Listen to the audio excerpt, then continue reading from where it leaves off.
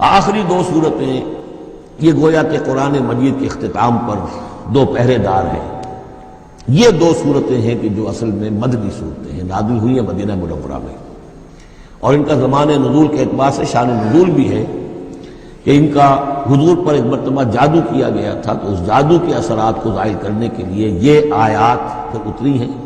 اور حضور نے پھر جب ان کی بات بار بار تلاوت کی ہے تو وہ جادو کے اثرات، ایک یہودی نے کیا تھا جادو آپ پر، جس سے آپ کو چیزیں بھول جاتے تھے، کافی آپ کو دیر کو تکلیف نہیں ہے۔ صحیح بخاری کے اندر یہ روایت موجود ہے۔ ہمارے جدید کچھ نیشنلسٹ ہیں اور جو خاص طور پر منکرین حدیث ہیں، وہ سمجھتے ہیں کہ اس میں توہین رسول کی کہ جادو کا اثر ہو سکتا ہے۔ رسول بھی اس اعتبار سے بشر ہوتے تھے،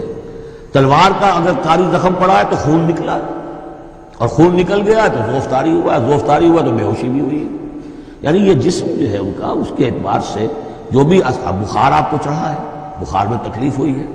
عالم نظر میں نہایت شدید تکلیف ہوئی ہے، تو اس حوالے سے یہ نہ سمجھیے کہ وہ بشریت کے جو لوازم ہے وہ ختم ہو جاتے ہیں، لیکن اللہ تعالیٰ کی طرف سے انہیں ایک مقام ملا ہے، ایک عصمت ملی ہے، ایک بزرگی ہے، وہ اپنی جگہ پر ہے۔ تو جادو کا وہ واقعہ بالکل صحیح ہے جو ہوا ہے، لیکن اس کے لیے اب یہ دو صورتیں ہیں، اور یہاں خاص طور پر نوٹ کر لیجئے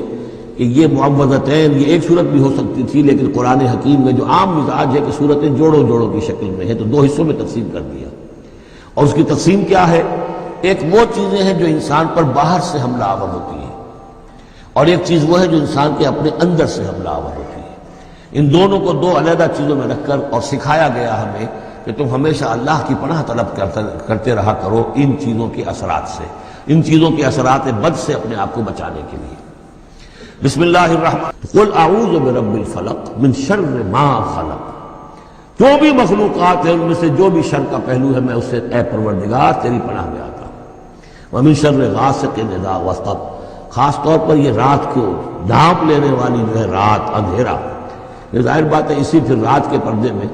چوری بھی ہے، ڈاکہ بھی ہے، اسی میں پھر غول بیابانی جو ہیں، شیاطین جن ہیں ان کا بھی جو حرکتیں ہوتی ہیں، پھر یہ ساری چیزیں جو ہے اسی کے سلسلے من شر غاسق اذا وقب، سانپ بچھو وغیرہ بھی اسی وقت نکلتے ہیں۔ ومن شر النفاثات فی العقد، اور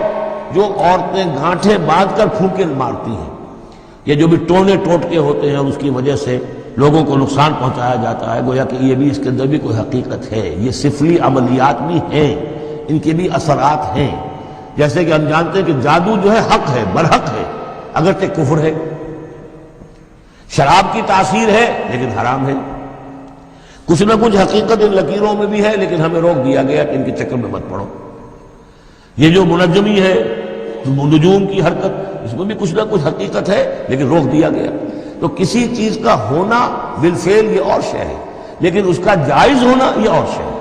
تو بالفعل یہ عملیات ہیں، جیسے اچھے اعمال ہیں اور ان کو جو ہے کوئی اچھے اوراد ہیں، اچھے وظائف ہیں، تو ان کے کچھ اثرات جو ہیں اچھے ہو سکتے ہیں۔ اسی طریقے سے اس قسم کی چیزوں میں جادو کے جو کلمات ہوتے ہیں ان کی بھی تاثیر ہے، اور وہ جو عورتیں جو ہے وہ جادو کرتے ہوئے، جس کو ہم کہتے ہیں کہ وہ تعویذ گنڈا وغیرہ جو ہوتا ہے، پھر وہ اس میں پھونکے مارتی ہیں، تو اللہ تعالیٰ سے میں ان کے شر سے بھی پناہ چاہتا ہوں۔ وَمِن شَرِّ حَاسِدٍ إِذَا حَسَدَ، اور حسد کرنے والے کے شر سے بھی میں اللہ کی پناہ طلب کرتا ہوں جبکہ وہ حسد اپنا استعمال کرے۔ اگر حسد ہے دل کے اندر ہے تو بات اور ہے، حسد کو بروئے کار لائے وہ، اور وہ انسان کے درپے ہو جائے اس حسد کی وجہ سے اس سے کوئی نقصان پہنچانے کو، اور اسی کے تابع ہے عین، العین حق، کہ اگر انسان اس حاسدانہ نگاہ سے کسی کو دیکھتا ہے اس کے بھی اثرات ہوتے ہیں، اور اس دیکھنے کے بھی کچھ برے اثرات جو ہیں وہ ظاہر ہو جاتے ہیں۔ تو یہ تمام چیزیں اپنی جگہ پر ہیں، لیکن ان سے پناہ کرنے کے لیے آپ لمبے چوڑے کوئی اور سلسلوں میں نہ پڑیں، یہی معوذتین اللہ نے جو محمد رسول اللہ کو تلقین فرمائے، سارا دار و مدار ان پر ہونا چاہیے۔ تعوذ کرتے رہے، اس لیے کہ ہم پڑھ چکے ہیں سورہ بقرہ میں کہ حضرت سلیمان کے زمانے میں جنات جو تھے انہوں نے یہ سارے کام شروع کیے تھے، اور لوگ ان سے سیکھتے تھے جادو ٹونا، اور آج بھی نقش سلیمانی کے نام سے بکتے ہیں اس قسم کے جو بھی تعویذات ہوتے ہیں، اور وہ ایک دھندا بنا ہوا ہے۔ تو اس کو لوگوں نے سیکھا، اور وہ لوگ جو ہے آج بھی ہمارے ہاں یہ چیزیں چل رہی ہیں، لیکن یہ چیزیں حرام کی گئی ہیں، اور کہا گیا ہے کہ کوئی کسی کو نقصان نہیں پہنچا سکتا جب تک کہ اللہ کا اذن نہ ہو۔ اگر یہ یقین انسان کے دل میں ہو تو پھر اسے کوئی نقصان نہیں ہوگا۔ اور ویسے تو یہ ہے کہ تکلیف اللہ کی طرف سے کسی وقت آ سکتی ہے، بغیر اس کے کہ کوئی اور آپ کو پہنچائے، اللہ کی طرف سے خود بھی آ سکتی ہے۔ سورۃ الناس اب یہ آخری سورت ہے۔ بسم اللہ الرحمن الرحیم قل اعوذ برب الناس، کہیے کہ میں پناہ میں آتا ہوں جو تمام انسانوں کا رب ہے، اس کی پناہ میں۔ ملک الناس، صرف رب ہی نہیں ہے، بادشاہ ہے، تمام انسانوں کا بادشاہ ہے۔ الہ الناس، تمام انسانوں کا معبود ہے۔ من شر الوسواس الخناس، اس وسوسہ کرنے والے خناس کی جو پیچھے چھپ جاتا ہے، الذی یوسوس فی صدور الناس، جو لوگوں کے سینوں میں وسوسہ اندازی کرتا ہے، اس کے شر سے پناہ مانگتا ہے۔ یہ جو شیطان لعین ہے جس کے بارے میں آتا ہے کہ ان الشیطان یجری من الانسان مجری الدم، حضور کی حدیث ہے یہ شیطان تو اس طریقے سے انسان کے وجود میں سرایت کر جاتا ہے جیسے کہ خون سرایت کر رہا ہے۔ یہ شیطان جو ہے، اور یہ آپ وہ بھی پڑھ چکے ہیں، وَلَقَدْ خَلَقْنَا الْإِنسَانَ وَنَعْلَمُ مَا تُوَسْوِسُ بِهِ نَفْسُهُ،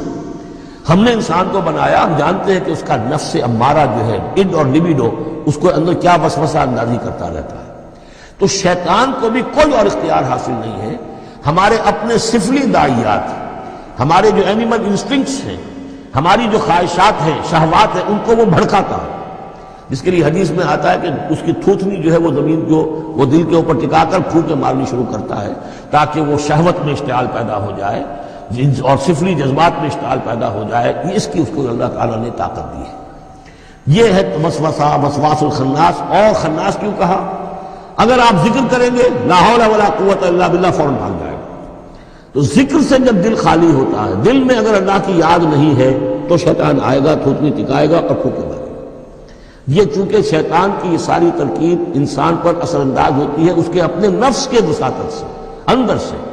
لہذا اس کے لیے یہ علیحدہ صورت جو ہے وہ قائم کر دی۔ قل اعوذ برب الناس ملک الناس الہ الناس من شر الوسواس الخناس الذی یوسوس فی صدور الناس من الجنۃ والناس، خواہ وہ جنوں میں سے ہوں یا انسانوں میں سے، ان میں وہ وسوسہ اندازی کرتا ہے۔